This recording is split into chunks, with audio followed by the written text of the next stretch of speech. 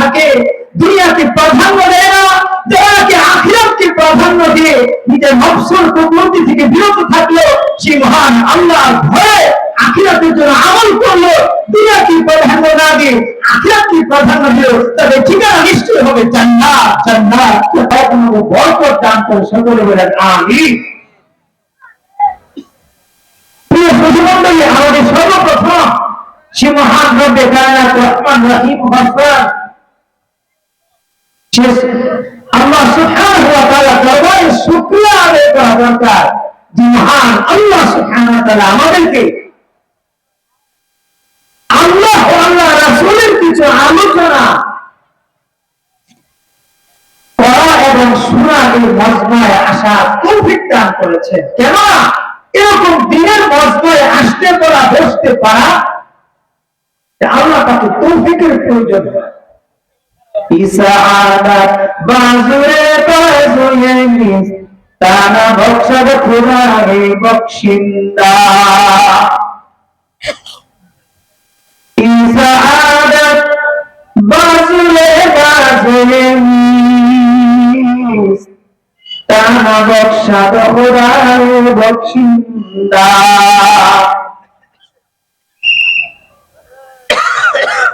এই নেক আমল করার সৌভাগ্য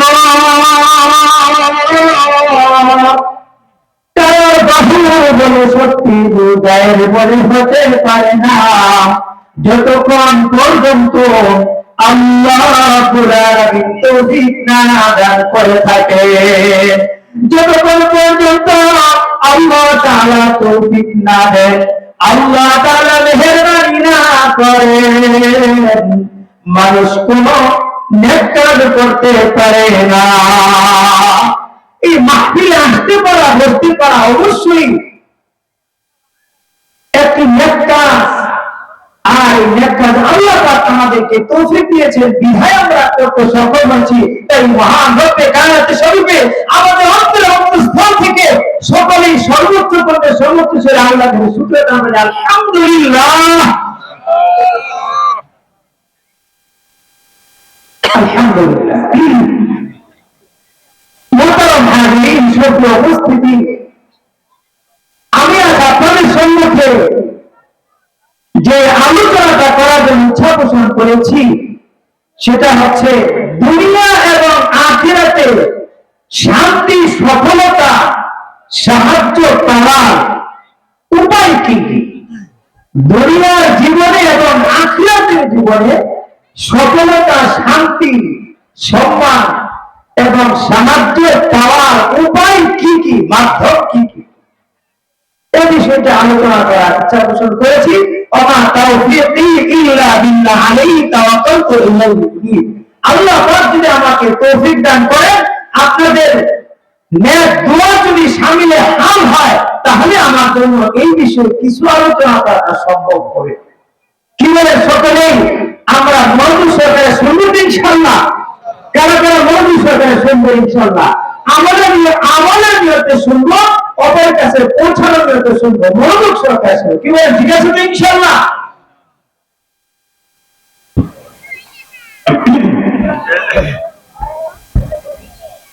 আল্লাহ সুবহানাহু ওয়া তাআলা বলেন কোরআনে পাকে,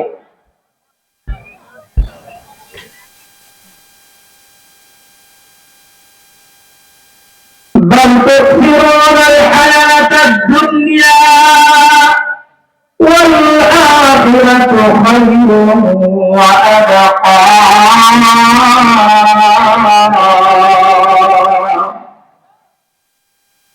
তোমরা দুনিয়ার জিন্দেগিকে প্রাধান্য দিচ্ছ,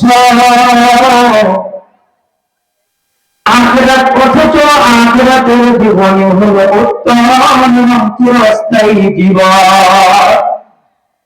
আব্দুল্লাহ ইবনে মাসউদ রাদিয়াল্লাহু তাআলা আনহুকে তাবিঈন সাহাবী রাদিয়াল্লাহু আনহু বলেন, আপনি সাব্বিহ ইসমা রাব্বিকাল আ'লা এই সূরাটা আমাদেরকে পাঠ করে শোনান। তিনি যখন এই সূরা পড়তে আরম্ভ করলেন, যখন এই আয়াতে গিয়ে বসলেন, বাল তুসিরুনাল হায়াতাদ দুনিয়া ওয়াল আখিরাতু খায়রুন ওয়া আবকা। এই আয়াতে যখন পড়ছিলেন তখন তেলাওয়াত করা বন্ধ করে দিলেন, চুপ হয়ে গেলেন, আর ক্রন্দন করতে আরম্ভ করলেন, বলতে থাকলেন, তোমরা দুনিয়াকে প্রাধান্য দিয়েছ, আখিরাতের উপরে দুনিয়ার জীবনকে প্রাধান্য দিয়েছ। দুনিয়ার নারীদেরকে দেখেছ, খানাপিনাকে দেখেছ, আখিরাতের সেই রমণী সেই খানাপিনা তোমরা দেখো নাই, দুনিয়াকে প্রাধান্য দিয়েছ। এটা বলে তিনি ক্রন্দন করা শুরু করলেন। মহান আল্লাহ রাব্বুল আলামিন সূরা নাজিআতের মধ্যে বলে দিয়েছেন, فأما من طغى وآثر الحياة الدنيا فإن الجحيم هي المأوى। নিশ্চয়ই যারা সীমা লঙ্ঘন করেছে, আল্লাহর হুকুমে অবাধ্যাচরণ করেছে এবং দুনিয়ার জীবন প্রাধান্য দিয়েছে, দুনিয়ার জীবন আখিরাতের জীবনের উপর প্রাধান্য দিয়েছে, তাদের ঠিকানা হলো জাহান্নাম, তাদের ঠিকানা হলো নিশ্চয়ই জাহান্নাম, জাহান্নাম। সুতরাং নাউযুবিল্লাহি মিন যালিক, বলে নাউযুবিল্লাহ। যারা আল্লাহর হুকুমে অবাধ্যচরণ করেছে, দুনিয়ার জীবনকে আখিরাতের জীবনের উপরে প্রাধান্য দিয়েছে, তাদের ঠিকানা হলো কি? বলে বলে কি? জাহান্নাম। আল্লাহ তাআলা হুকুমকে তারা ছেড়ে দিচ্ছে, আখিরাতের জন্য যে আমল করা দরকার এগুলোকে দুনিয়ার মহাব্বতের পিছনে পড়ে, মাল উপার্জনের পিছনে পড়ে এই আখিরাত বিসর্জন করে দিচ্ছে। আখিরাতের জন্য যে আমল করা দরকার সেগুলোকে ছেড়ে দিচ্ছে। তাহলে এটাই প্রতীয়মান হয় বিবরণ স্পষ্ট যে দুনিয়াকে প্রাধান্য দিচ্ছে। আর সূরা নাজিআতের মধ্যে আল্লাহ স্পষ্ট বলে দিলেন যে যারা দুনিয়াকে প্রাধান্য দেবে তাদের ঠিকানা হবে জাহান্নাম, আর জান্নাত তাদের ঠিকানা হবে। আল্লাহ সুবহানাহু ওয়া তাআলা পরে আবার বলে দিলেন, ওয়া আম্মা মান খাফা মাকামা রাব্বিহি ওয়া নাহান নাফস আনিল হাওয়া فإن الجنة هي المأوى। আল্লাহ বলেন, যারা তার রবের সঙ্গে দণ্ডায়মান হওয়ার ভয় রাখে, তার রবের সামনে দণ্ডায়মান হওয়ার ভয় রাখে এবং নফসের কুপ্রবৃত্তি থেকে বিরত থাকে, তার ঠিকানা হবে জান্নাত। জান্নাত, সুবহানাল্লাহ, তার ঠিকানা হবে জান্নাত। যারা নফসের কুপ্রবৃত্তি থেকে বিরত থাকে, দুনিয়াকে প্রাধান্য দেয় না, যারা কি আখিরাতকে প্রাধান্য দিয়ে নিজের নফসের কুপ্রবৃত্তি থেকে বিরত থাকলো, সেই মহান আল্লাহর ভয়ে আখিরাতের জন্য আমল করলো, দুনিয়াকে প্রাধান্য না দিয়ে আখিরাতকে প্রাধান্য দিল, তাদের ঠিকানা নিশ্চয় হবে জান্নাত, জান্নাত, জান্নাত।